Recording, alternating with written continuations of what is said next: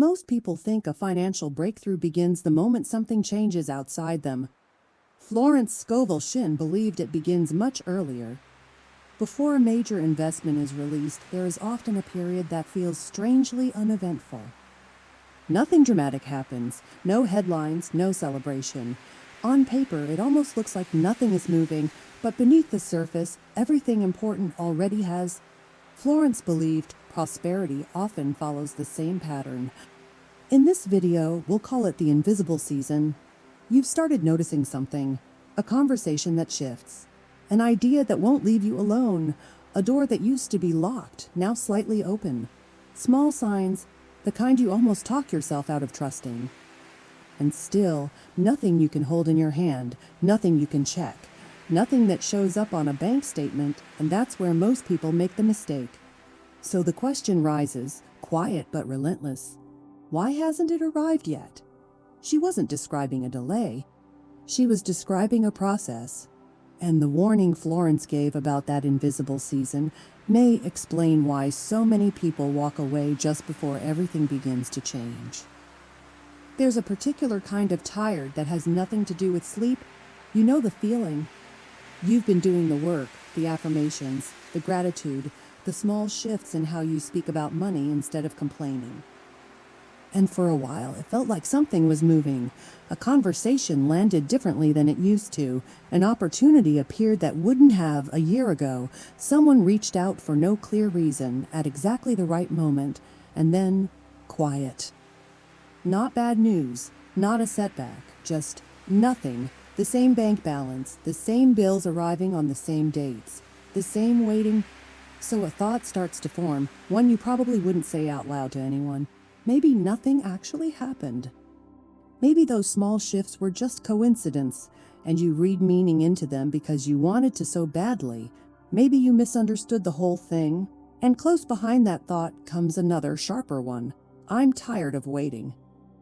Maybe I should just take whatever comes next.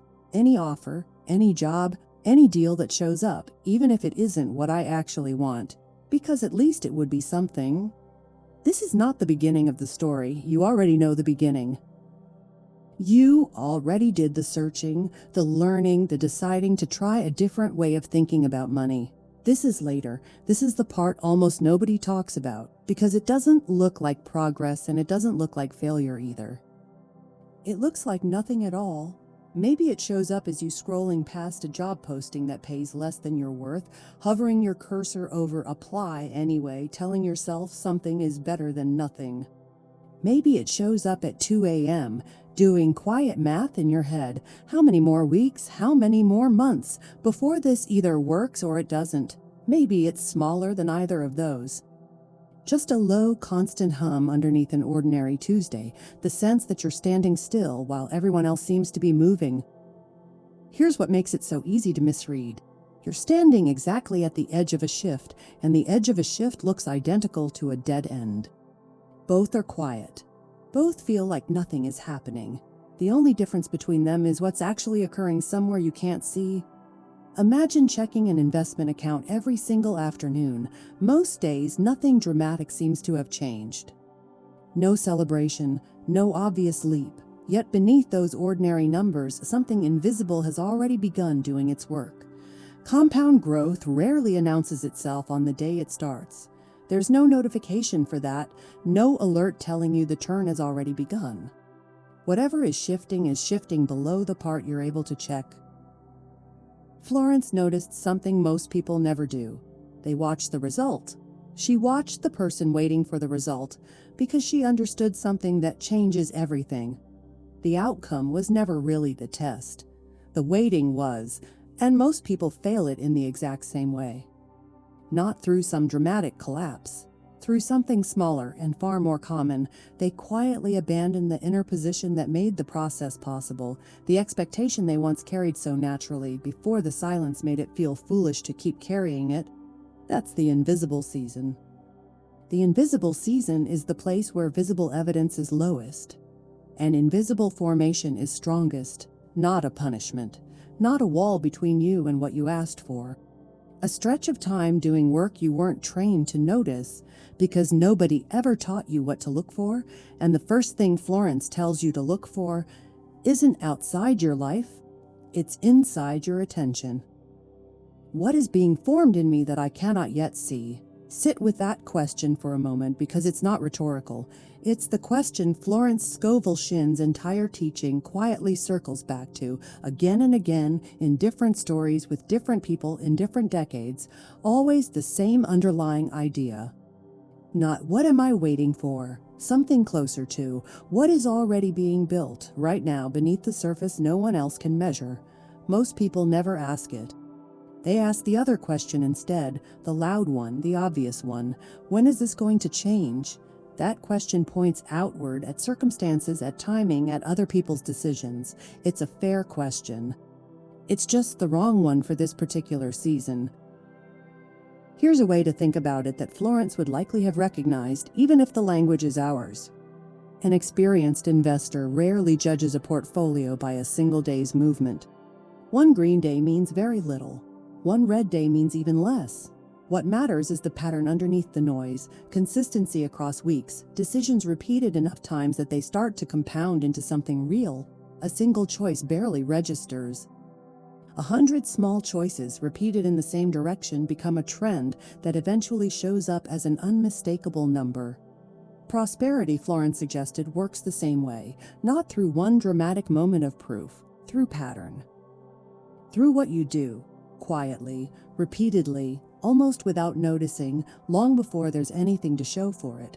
This is where the warning in this video's title actually begins. Not a warning about God withholding something from you. Not a test being administered by some invisible examiner deciding whether you've earned what you're asking for. Florence never described prosperity that way, and it would be dishonest to suggest she did. What she described instead was simpler and in some ways more demanding. Your inner patterns inevitably produce outer results, not as punishment, as mechanism, the way water finds its level, not because it's being judged, but because that's what water does. So here's the shift in the question. Not, when will my breakthrough come? Instead, what pattern am I currently running, underneath the surface, in the exact moment I feel like nothing is happening? Because something is always running. There's no neutral setting. Think about how you respond when a payment is late. Not the actual event, but your internal reaction to it. The tightness in your chest. The story you tell yourself in the 4 seconds before you decide how to feel about it. Think about how you talk about money when you're frustrated, even just to yourself. Think about how you treat a small unexpected expense as evidence that everything is falling apart or as a minor adjustment in an otherwise steady picture. None of these moments feel significant while they're happening. That's exactly the point. They're not meant to feel significant. A single deposit doesn't feel like wealth being built either. It's just a number that goes into an account on an ordinary Tuesday. But an account is never really built by the deposits that felt dramatic. It's built by the ones that were simply repeated, without much notice, long enough that repetition itself became the strategy. Picture 2 people, both waiting for the exact same opportunity. One spends the season complaining quietly to anyone who'll listen, about how slow things are moving, about how unfair the timing feels.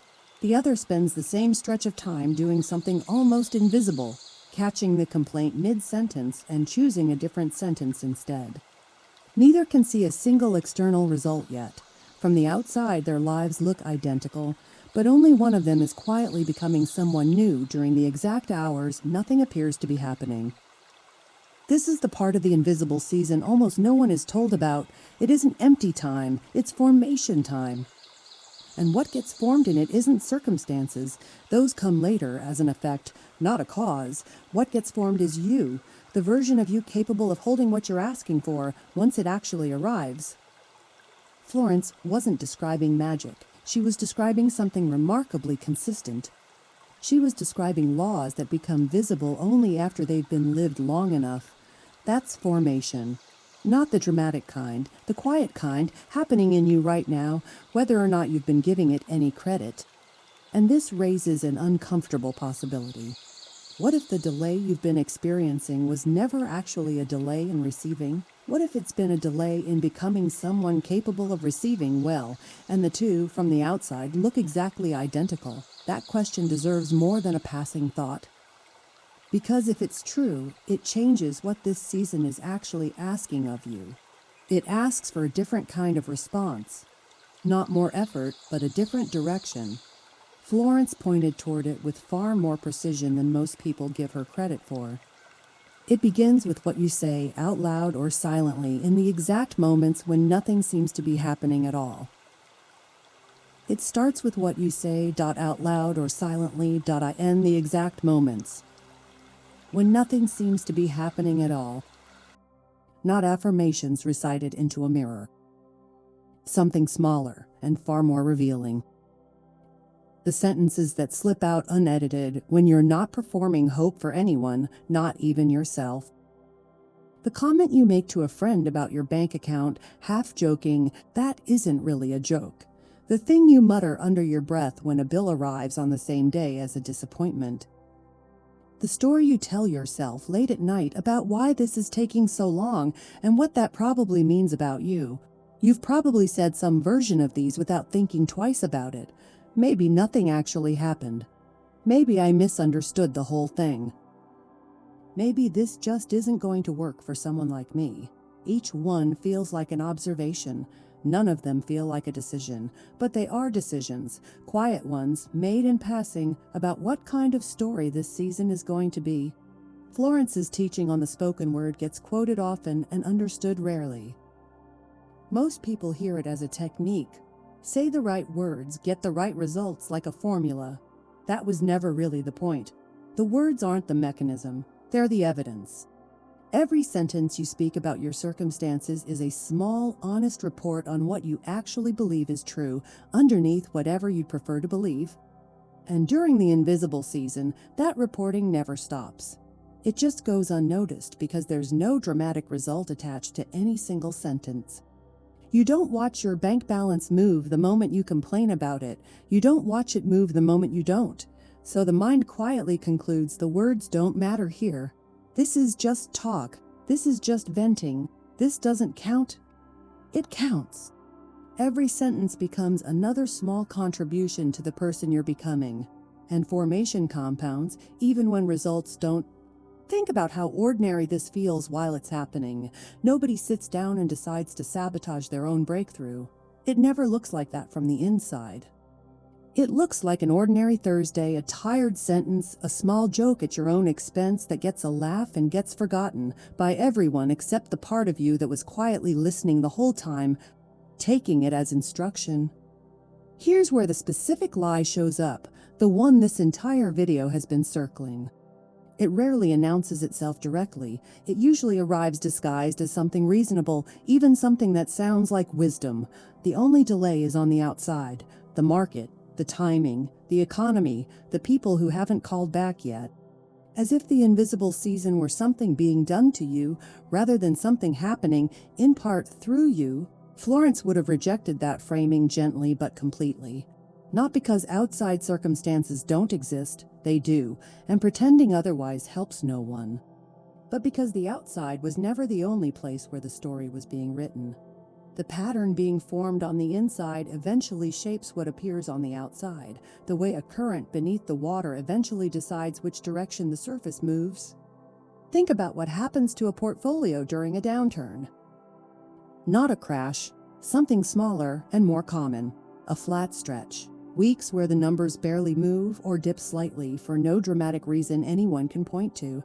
This is exactly when the least experienced investors do the most damage to their own future.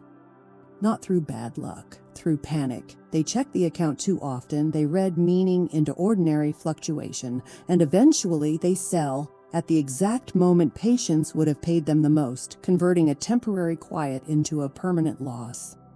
Not because the underlying position was actually failing, but because the silence felt unbearable, and doing something, anything, felt better than continuing to hold. That's the moment I'm tired of waiting. Maybe I should just take whatever comes next, turns from a passing thought into an actual decision. Not a dramatic collapse, a quiet liquidation of a position that may have been about to turn, sold off in exchange for something smaller, safer, immediately available, and ultimately far less than what was already forming. This is the warning. Not a warning about missing your moment through inaction. A warning about abandoning your position through impatience. One sentence, one small resignation, one settled for compromise at a time, each one small enough to seem harmless, each one quietly rewriting what you actually expect for yourself. Because here's the truth Florence kept returning to, in 100 different forms. What you're forming right now doesn't wait for the outside world's permission to become real. It's already becoming real. The only open question is which version of you it's forming. The one who held the position, or the one who sold it early because the silence felt too much like nothing. That question doesn't answer itself. It gets answered one sentence at a time, mostly in moments too small to notice you were even choosing. There's something worth pausing on right now. Not because I need to hear it, because you might. Florence believed something beautiful about seasons like this one. During the invisible season, not everything is standing still. Some things, quietly, without asking your permission, are already moving toward you. That's easy to say and much harder to actually hold on to, especially on the days that give you nothing to point to as proof. So here's a small way to practice holding it anyway. Before you go any further, I'd like you to finish one sentence.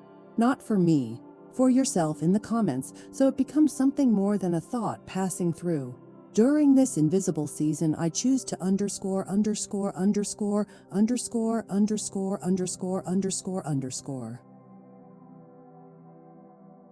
There's no wrong way to finish it. Trust, remain peaceful, stop rushing, expect good, stay open. Some of you will write a whole sentence, some of you will write one word, both count exactly the same. This isn't a slogan and it isn't a wish. It's closer to what Florence actually meant by expectancy, a decision stated plainly about which direction you're choosing to face while the outside world hasn't caught up yet. Not because naming it magically speeds anything up, but because a decision spoken out loud tends to hold its shape better than one only felt in passing on a hard afternoon and then quietly abandoned by evening. Most people never do this. They let the season pass through them without ever naming what they were choosing inside it, which means later they remember only the waiting and never the deciding. You don't have to let this season pass through you the same way. Think back to the investor from earlier, the one who didn't sell during the flat stretch. What kept that position intact wasn't willpower alone. It was a working assumption, renewed daily, that the flat stretch wasn't the whole story, that something was still unfolding beneath what the account showed on any given Tuesday. Nobody handed that investor proof before they decided to keep believing it. The believing came first. The proof, when it finally arrived, only confirmed what had already been decided quietly months earlier. You get to make that same choice right now, in a season that doesn't feel like it's asking anything of you at all. That's exactly what makes it easy to skip past. So finish the sentence, let it be specific, let it be yours. During this invisible season, I choose to underscore.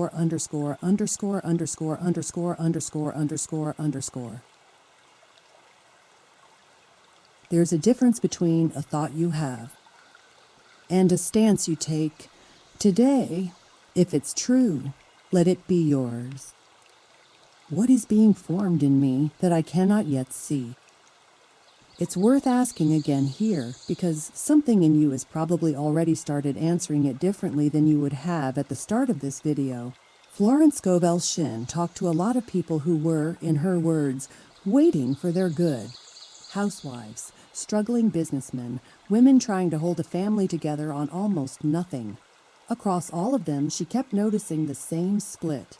Some people, in the middle of real difficulty, kept a kind of quiet dignity about their circumstances, spoke of their situation as temporary, held their expectation the way you'd hold something valuable and breakable. Others, in circumstances that weren't meaningfully worse, spoke as if their situation had already been decided permanently against them. Same outside conditions, sometimes almost identical on paper, completely different formation happening on the inside. She wasn't naive about this. She never suggested that speaking well about your circumstances would instantly rearrange them, like a magic trick performed with words. What she noticed over and over was something slower and more structural.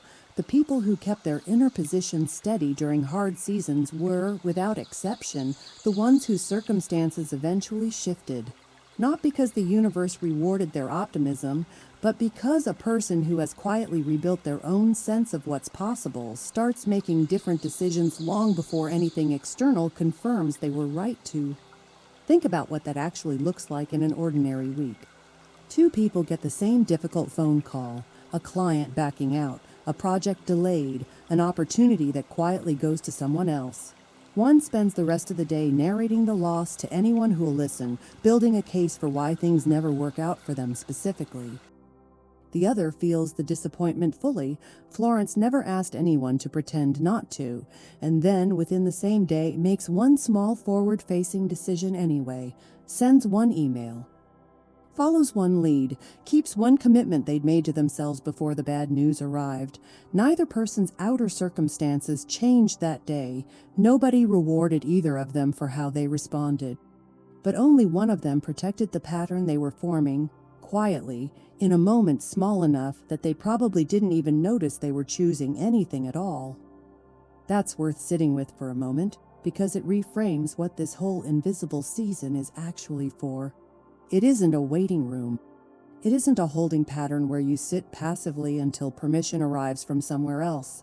It's closer to a retirement account. A retirement account doesn't become valuable on the day you decide to retire. By then, what became visible had already been forming for years.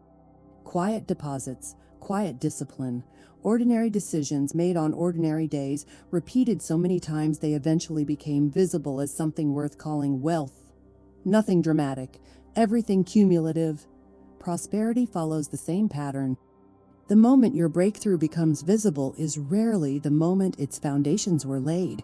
It's closer to the moment work that was already underway finally becomes public. So here's a slightly different way to hold the anchor question. Not, what am I waiting for? And not even, what is being formed in me as an abstract idea? But something more specific. What decision have I actually been making this week, in the small moments no one was watching? Because you have been deciding something. Every day of the invisible season, whether or not you noticed it happening. The question was never whether formation was happening. It always is, whether you're paying attention or not. The real question is which direction it's been pointed. This is where most people get the warning backwards. They assume the danger is doing nothing, that inaction is what cost them their breakthrough. But inaction was never really the risk Florence was pointing at. Passive waiting, held with a steady inner position, was something she treated almost as a discipline in itself. The risk was never stillness. The risk was quiet erosion, the kind that never announces itself, the kind that calls itself being realistic. Adjusting your expectations downward, one small compromise at a time, until the version of your future you're forming has quietly shrunk to match your most discouraged Tuesday instead of your clearest, calmest conviction. Florence had a name for that steady inner position, one she returned to more than almost any other idea in her work: expectancy. Not hope, which can be thin and easily disappointed. Not certainty about timing, which she never claimed to offer anyone.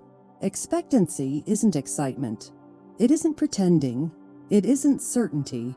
It's the quiet decision to keep preparing your inner position before the outside world has caught up, day after day, until visible evidence finally catches up with invisible formation. There's a specific behavior worth naming here, because almost everyone in the invisible season does it, and almost no one recognizes it as the thing that's quietly working against them. Checking. Not checking your bank account, though that's often the literal version of it. Checking your phone for a message that hasn't come. Checking a friend's life against your own, measuring how far ahead they seem to be. Checking, over and over, for some external sign that the thing you're hoping for is actually still possible, as if enough checking might eventually produce the evidence itself.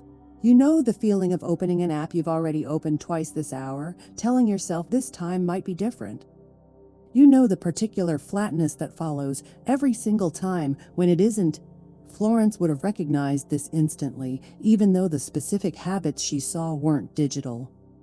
In her time, it looked like reading too much into a delayed letter or asking the same friend the same anxious question 3 different ways in the same conversation, hoping for a different answer the third time. It looked like walking to the mailbox twice in one afternoon for a check that had already been promised, as though walking there again might make it arrive faster. The form changes, the pattern underneath it hasn't changed at all.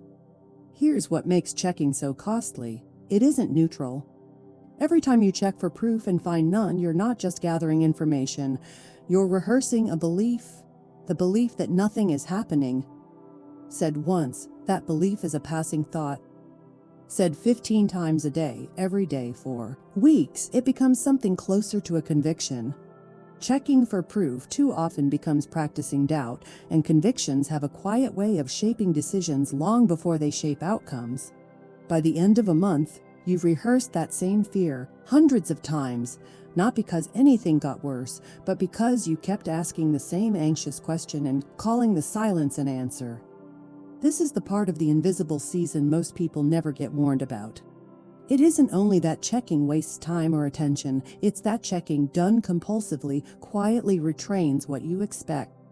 And expectation, as we've already seen, is doing more work in this process than almost anything else, quietly deciding, glance by glance, check by check, which version of the future you're actually rehearsing for. So what's the alternative? Not denial. Florence never asked anyone to pretend a bank balance was different than it was, or to refuse to look at a number that needed to be looked at. The alternative was something more specific, distinguishing between attention that serves you and attention that only feeds anxiety dressed up as diligence. There's a useful test for telling the two apart. Ask what a piece of checking is actually for. Looking at your account to plan a budget is attention serving you. Looking at the same account for the 4th time in an hour, hoping the number has somehow changed since the last look, isn't diligence. It's a small, repeated vote for the belief that nothing is moving, cast against the very outcome you're supposedly hoping for. The same test works for the phone, the comparison, the anxious replaying of a conversation.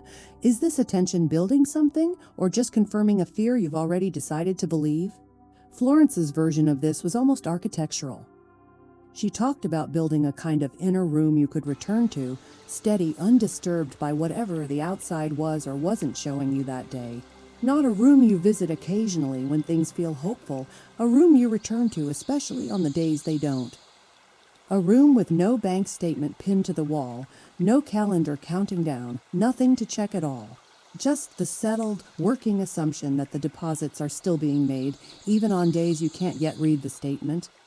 That room isn't built through willpower, and it isn't built in a single dramatic decision. It's built the exact same way everything else in this video has been built, through pattern repeated in ordinary moments until the pattern becomes the default instead of the exception. Which raises the obvious question. If the pattern is what matters, and if most people are running the wrong one without realizing it, how do you actually start running a different one? Most people think they need another book, another video, another answer. You don't. Not through more information. You already have enough of that to last a lifetime. Through something closer to practice, a specific ordinary exercise small enough to do today. Because Florence believed transformation rarely begins in extraordinary moments. It begins in ordinary ones. Here's the exercise. It's small enough that you might be tempted to underestimate it. Don't. Florence rarely gave people complicated instructions. Her exercises tended to be almost embarrassingly simple, small enough to seem beneath the size of the problem they were meant to address. That was never an accident. She understood that transformation doesn't usually arrive through one enormous effort. It often arrives through one small habit, repeated until it becomes a rhythm, and a rhythm, kept up long enough, quietly becomes a new direction. This is exactly why so many people miss it. They're looking for something dramatic enough to match the size of what they're hoping for. Florence's actual instructions rarely looked like that. They looked almost too ordinary to matter, which is precisely why most people who read them once decided they were too simple and moved on to look for something more impressive elsewhere. So here is today's practice, and it asks almost nothing of you except attention. At some point today, a financial thought is going to cross your mind uninvited. It might happen when you glance at a bill. It might happen in the middle of something unrelated, driving, cooking, half listening to a conversation, when your mind drifts on its own toward money. When it does, a sentence will likely arrive first automatically before you've decided to think anything at all. Notice that sentence. Don't fight it. Don't judge yourself for having it. Just notice it the way you'd notice weather, something passing through, not something that defines the whole day. For most people, that first sentence sounds something like, "This isn't working," or "Nothing's changed," or some version of the specific lie this video has been circling. The only delay is on the outside. Here's the practice. Once you've noticed that sentence, without arguing with it, without pretending you didn't think it, quietly follow it with one more. During this invisible season, I choose to expect good. That's it. Not a shouted declaration, not something you need anyone else to hear. A quiet second sentence, placed right after the automatic first one, the way you gently set something down next to something else. Rather than trying to yank the first thing away, you'll probably notice something interesting the first time you try this, a small resistance. Some part of you may object, this feels fake or forced or like you're lying to yourself about a number that hasn't moved. That resistance is worth expecting, not fighting. It's simply the old pattern reacting to interruption, briefly, then quieter each time. You don't need to feel different for this to work. That's important enough to repeat. You don't need to feel different. Florence never asked anyone to manufacture an emotion they didn't have. She asked for a decision, held steadily, regardless of what the feeling underneath it happened to be doing on any given day. Patterns change first. Feelings usually follow. Do this every time the automatic thought shows up today. Once, a dozen times, however many times it comes. You're not trying to eliminate the first sentence entirely. That's not realistic, and Florence never promised it was. You're simply making sure it's never the last word.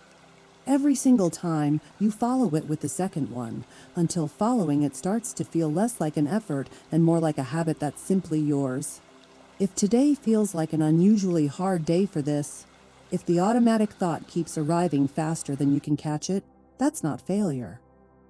That's simply evidence you found the exact spot where the old pattern has been running longest, undisturbed. That's useful information, not a setback. It tells you exactly where to keep placing the second sentence, gently, again and again, for as long as it takes. And here's something worth knowing before you close this video. The mind doesn't stop working on this the moment you stop consciously practicing it. Florence spoke often about the way a settled conviction, planted deliberately, continues being processed somewhere beneath ordinary awareness. The same way a seed keeps doing its quiet work underground long after you've stopped watching the soil. You don't have to stay on top of it every moment. You simply have to place the sentence, honestly, and let the rest happen on a schedule you were never meant to control in the first place. One day of this won't rewrite a lifetime of patterns, and this video was never going to promise that it could. But a pattern is nothing more than a single decision repeated. Today is simply the first repetition, deliberately noticed, deliberately chosen, instead of left to run on autopilot the way it has been for longer than you've probably realized. During this invisible season, I choose to expect good. Say it again, right now, once before we continue. Not because saying it once changes anything by itself. A habit has to start somewhere. Why not here? Why not today? Florence filled her books with stories that followed this same pattern again and again. Imagine one unfolding today. A woman ran a small flower shop, nothing glamorous, a corner storefront, a handful of regular customers, rent that came due whether business was good that month or not. For a stretch of nearly a year, orders had slowed, not stopped. Slowed in the particular way that's almost worse than stopping, because it leaves just enough hope alive to keep checking, and just enough silence to make the checking hurt. She did what most people in that position do. She watched the register too closely. She reread the same slow month's numbers, looking for a different conclusion than the one already sitting there. She caught herself more than once telling a friend that the shop probably wouldn't survive the year, half hoping to be talked out of believing her own sentence. At some point, nothing dramatic, no single turning point she could later point to and call the moment everything changed, she started noticing the pattern in her own noticing.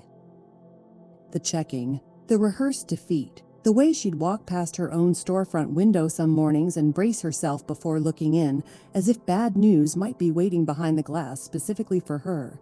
So she tried something almost embarrassingly small. Each time the tired sentence arrived, "This isn't working, nobody's coming in today, I misread this whole thing," she followed it quietly with one more. "Something is still forming," not shouted. Not performed for the handful of customers who did wander in. Said mostly to herself in the back room, arranging stems that may or may not sell that day. Nothing about her circumstances changed in the first week. Nothing changed in the second either. Nothing changed around her first. The first thing that changed was the place she was making decisions from. She didn't slash her prices out of fear the way she'd been tempted to twice already. She didn't take on a wedding contract she suspected from the first conversation was going to be more trouble than it was worth. The kind of decision, "I'm tired of waiting, I'll take anything," tends to produce. She kept the shop's hours steady instead of erratically cutting them to save money one week and extending them the next, chasing whatever the previous week's numbers seemed to suggest. None of this looked like faith from the outside. It looked like ordinary discipline, practiced by someone who happened to also be quietly repeating a sentence to herself between customers. Then, the way these things tend to happen, something arrived that had nothing directly to do with the flowers. A neighboring business changed hands, and the new owner needed a local vendor for weekly arrangements, a standing order, not a one-time sale. It hadn't existed the month before. It wasn't the product of one especially inspired affirmation. It appeared the way a tree finally shows leaves after months spent growing roots nobody could see, not as a reward for the waiting, but as the visible edge of formation that had been happening the entire time underneath it.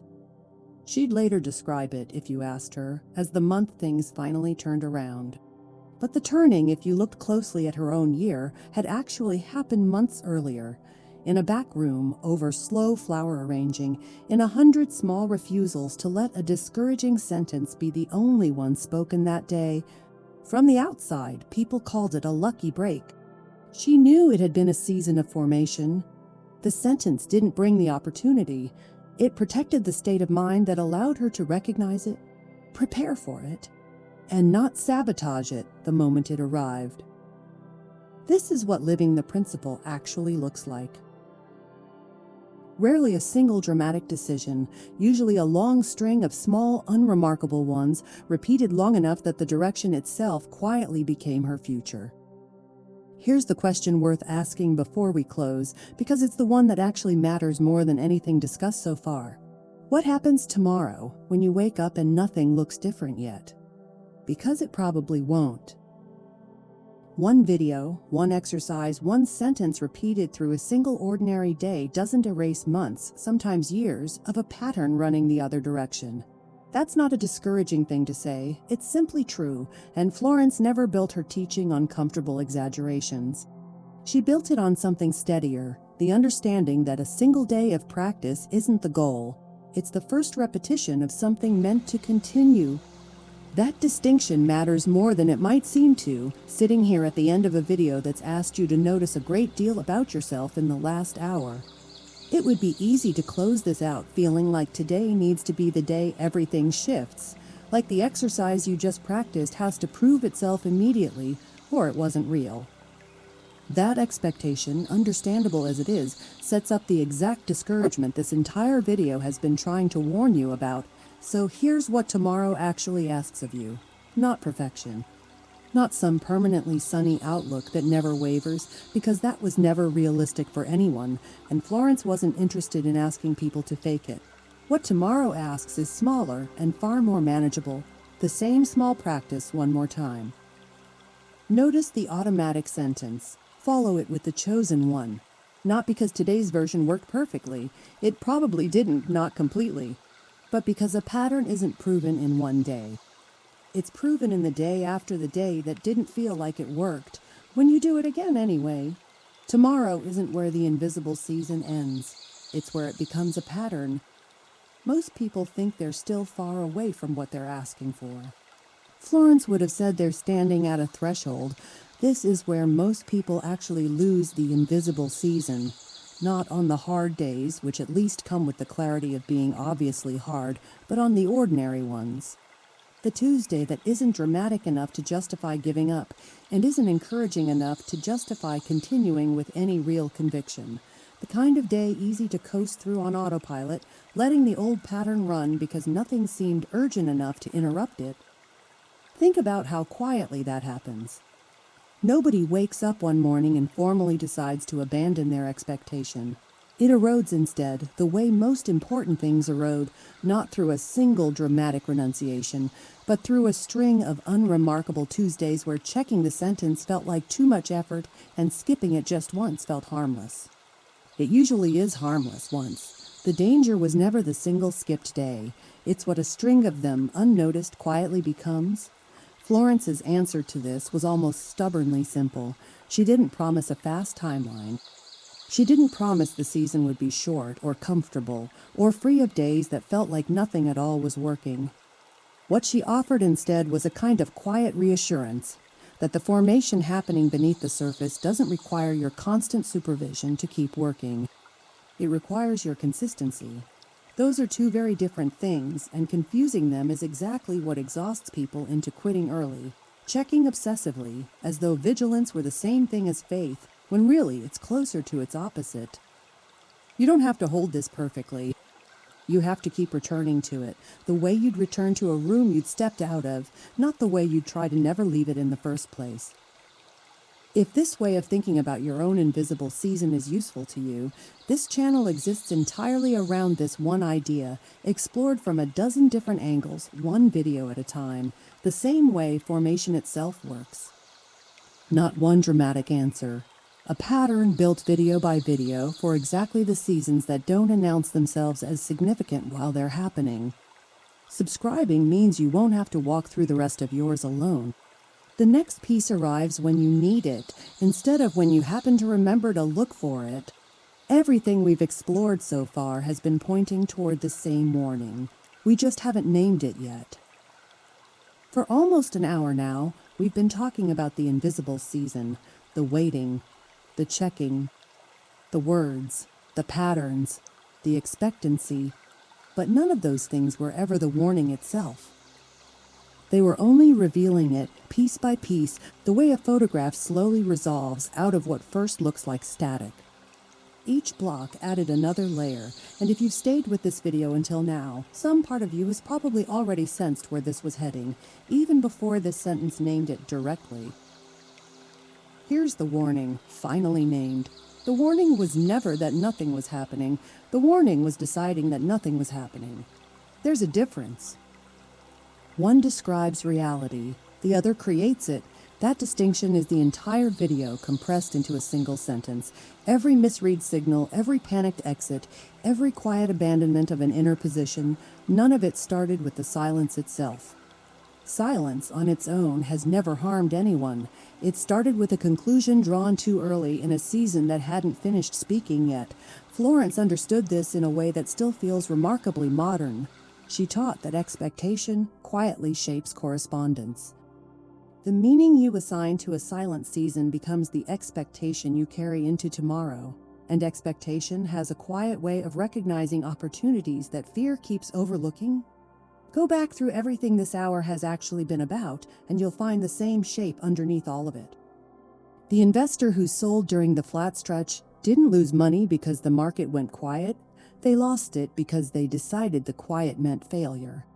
The flower shop almost didn't survive, not because the slow months were truly unsurvivable, but because a discouraging sentence, repeated enough times, almost became the only decision-making tool left. In every version of this story, the outer circumstance was never really the danger. The danger was always the conclusion drawn about it, arrived at too early in a season that hadn't finished speaking yet. This is why checking for proof so often backfires. It isn't just wasted attention. It's a search conducted with a conclusion already installed. Nothing is happening, which means almost anything it finds gets filtered to confirm what it already decided. The search was never neutral. It was rigged from the moment the belief was formed. There's no notification for the moment this actually turns. You will not get an alert telling you the invisible season has ended and the visible one has begun. There's no headline, no confirmation email, no sudden clarity announcing that the waiting is finally over. If you've spent this whole season refreshing the screen, waiting for confirmation before you're willing to believe anything is moving, you may be waiting for something that was never going to arrive that way. The breakthrough doesn't usually announce itself. Sometimes it has already begun quietly, while you were still checking the wrong screen for proof it hadn't started. The release doesn't begin when you notice it. You notice it after it has already begun. Before your financial breakthrough, this was always the real warning. Not a punishment waiting to catch you being impatient, not a test administered by anyone keeping score, deciding whether you'd earned what you were asking for. Just a simple, almost mechanical truth.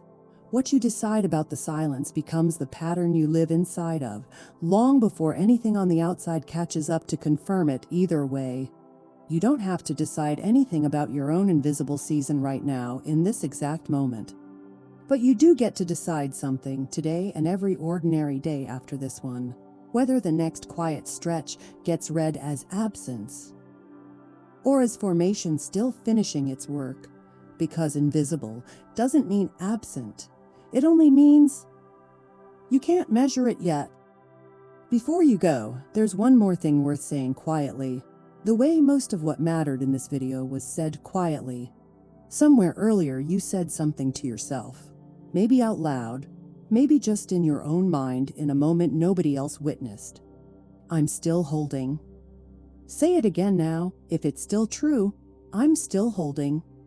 Not because the outside has given you anything new to point to. It probably hasn't, not yet. And this video was never going to pretend that a single hour changes a bank balance. But because holding was never really about the balance. It was about the version of you being formed while nothing visible confirms it, the one who gets to meet the breakthrough when it comes, already capable of receiving it well. That's the whole warning, really, folded back into 3 words. Not still checking. Not still doubting, still holding. You are allowed to feel tired in this season and still choose to hold. Those 2 things have never actually been in conflict, no matter how much it feels that way on the harder days. Florence never asked anyone to feel nothing. She only asked what you'd do with the feeling once it passed through, whether you'd let it write the final sentence, or simply let it be one sentence among several, followed always by the one you chose on purpose. Think for a moment about everything you noticed about yourself in the last hour. The checking you didn't know you were doing, the sentences that slip out unedited, more honest than you meant them to be. The quiet decisions made in passing that had been shaping a future you weren't consciously choosing. For the first time in a long while, you may have noticed that the hardest part of this season was never the waiting itself. It was the meaning you had been quietly attaching to the waiting.